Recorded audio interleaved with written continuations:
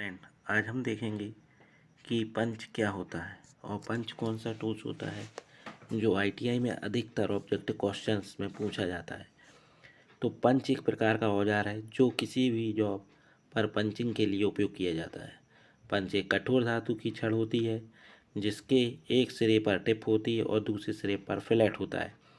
इसका उपयोग किया जाता है तो सक्रिय छोर को लक्ष्य सतह और रखा जाता है, दूसरी ओर को हथौड़ा से मारा जाता है।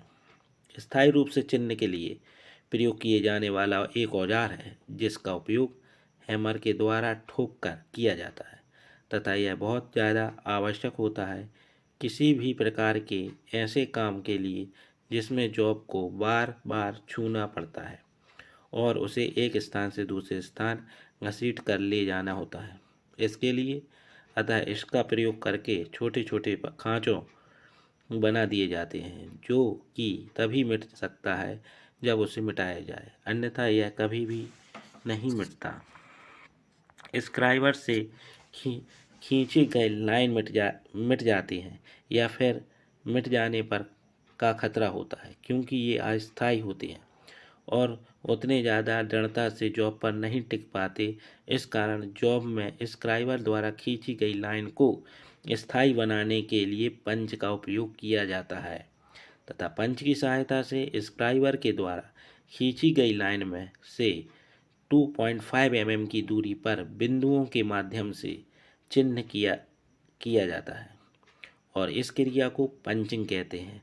तो पंचिंग किस क्रिया को कहते हैं? पंच की सहायता से स्क्राइबर के द्वारा खींची गई लाइन से 2.5 mm की दूरी पर बिंदुओं के माध्यम से चिन्ह किया जाए और इस क्रिया को अपन पंचिंग कहेंगे। पंच साधारणतः हाई कार्बन स्टील के बनाए जाते हैं। इसके 3 भाग होते हैं। जहाँ पर हैमर से चोट किया जाता है उस भाग को फ्लैट कहते हैं और इसका जिस भाग का उपयोग बिंदु बनाने के लिए प्रयोग किया जाता है उस भाग को पॉइंट कहते हैं। यह नुकीला एवं हार्ड व टेम्पर किया होता है। बीच के भाग को बॉडी कहते हैं और यह भाग लर्निंग किया हुआ बेलनाकार या षष्ठाकार होता है। पंच कितने प्रकार के होते हैं? इनकी बनावट तथा कार्य के आधार पर पंच 9 प्रकार के होते हैं। डॉट पंच, सेंटर पंच, प्रिक पंच, पिन पंच, ड्रिफ्ट पंच, बेल पंच, ऑटोमेटिक पंच, सॉइल्ड पंच, हॉलो पंच। नेक्स्ट, डॉट पंच। डॉट पंच क्या होता है? यह पंच कास्ट स्टील की बनाई जाती है तथा इसके पॉइंट को 16 डिग्री के कोण पर रखा जाता है। इसका एंगल कम होने से बिंदु गहरे तथा कम व्यास के बनते हैं। इसका उपयोग स्थायी चिन्ह करने के लिए, विटनेस मार्क लगाने के लिए किया जाता है या कभी कभी वृत्त का केंद्र लगाने के लिए किया जाता है। ऐसे ही एक डॉट पंच का डायग्राम आपके सामने दिख रहा है जिसका में आपको उसके ऊपरी सिरे को हेड, बीच के भाग को बॉडी और नीचे पॉइंट होता है। जिस पॉइंट का एंगल 60 डिग्री हो उसको डॉट पंच कहते हैं। Next, center punch. Center punch, यह पंच डॉट पंच से बड़ा होता है। इसके पॉइंट का कोण 90 डिग्री का होता है, रखा जाता है। समकोण 90 डिग्री का होता है। इसका पॉइंट भी 90 डिग्री का होता है जिससे ड्रिल पॉइंट आसानी से पंच द्वारा लगाए गए सेंटर में बैठ सके। इस पंच का उपयोग सुराखों के केंद्रों को लोकेट करने के लिए किया जाता है। इसका उपयोग चौड़ा केंद्र बनाने के लिए किया जाता है। चौड़े केंद्र बनाने के लिए किस पंच का उपयोग किया जाता है? तो सेंटर पंच का। और सेंटर पंच कितने डिग्री का पॉइंट एंगल होता है? इसका 90 डिग्री का होता है। प्रिक पंच। प्रिक पंच इस प्रकार का पंच का उपयोग जॉब की सतह पर कर्व खींचने के लिए किया जाता है और इस पंच का उपयोग डिवाइडर के केंद्र बनाने के लिए किया जाता है। इस पंच का प्रयोग सॉफ्ट मेटल में किया जाता है जैसे पीतल, तांबा तथा एल्यूमिनियम आदि। इस पंच का कोण 30 डिग्री का होता है। इसके पॉइंट का कोण बहुत कम होने से डिवाइडर की नोक को बहुत यथार्थ यानी एक्यूरेसी स्थिति प्राप्त होती है। तो इसका पॉइंट एंगल कितना होता है? 30 डिग्री होता है। ये क्वेश्चन बहुत अहम भी है और हर व्यवसाय में यह पंच के बारे में पूछा जाता है। प्रत्येक व्यवसाय, चाहे वो डीजल मैकेनिक, फिटर, इलेक्ट्रीशियन, किसी भी तकनीकी व्यवसाय में ये पूछा जाता है कि पंच, डॉट पंच, प्रिक पंच, सेंटर पंच के पॉइंट एंगल कितने होते हैं। नेक्स्ट, पिन पंच। इस पंच का प्रयोग चिन्ह के लिए नहीं किया जाता, बल्कि जॉब में फंसी हुई डॉवेल पिन या टेपर पिन को निकालने के लिए किया जाता है। इस पंच की नोक नहीं होती, बल्कि उसके स्थान पर एक बेलनाकार पिन होती है और जिसकी लंबाई जॉब की आवश्यकता को पूरा करती है। ड्रिफ्ट पंच।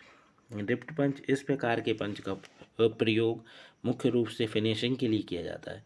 इस पंच की नोक नुकीली ना होकर फ्लैट होती है। यह विभिन्न आकारों में, जैसे वर्गाकार, आयताकार, गोल या फिर किसी अन्य आकार की भी हो सकती है। इसका प्रयोग पतली चादर में छेद करने के लिए किया जाता है। बेल पंच।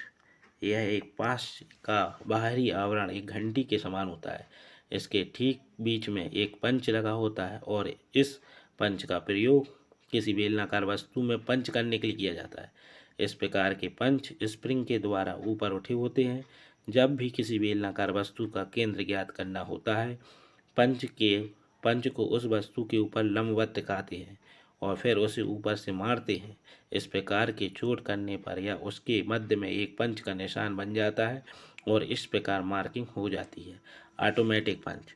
इस पंच में पंचिंग के लिए हैमर से चोट लगाने की आवश्यकता नहीं होती, इसलिए इसे ऑटोमेटिक पंच कहा जाता है। यह पंच एक खोखली बेलनाकार बॉडी का रखता है, जिसे बाहर से नल किया जाता है और इसके ऊपर एक कमानी स्प्रिंग युक्त कैप होती है, इसे भी नल किया जाता है। सॉलिड पंच।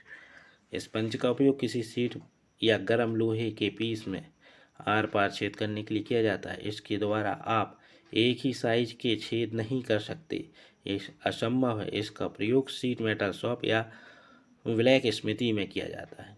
किसी भी जॉब में छेद करते समय उस जॉब के नीचे उसी पंच के अनुरूप डाई रखना आवश्यक है। Hollow punch. हॉलो पंच इस प्रकार के पंच अंदर से खोखले होते हैं और मुलायम वस्तुओं को छेद करने के काम में आते हैं। इसके पॉइंट के परिधि के चारों ओर से ग्राउंड करके धारदार बना दिया जाता है। इसका प्रयोग चमड़ी की सीट, रबड़ की सीट, लेदर, हाइट या गत्ता आदि में सुराख करने के लिए प्रयोग किया जाता है। बाजार में यह कई साइजों में मिलता है। इसका प्रयोग आप मार्किंग के साथ साथ कटिंग में भी कर सकते हैं। अगर आपको मेरा वीडियो अच्छा लगा है तो लाइक, सब्सक्राइब एवं शेयर करें।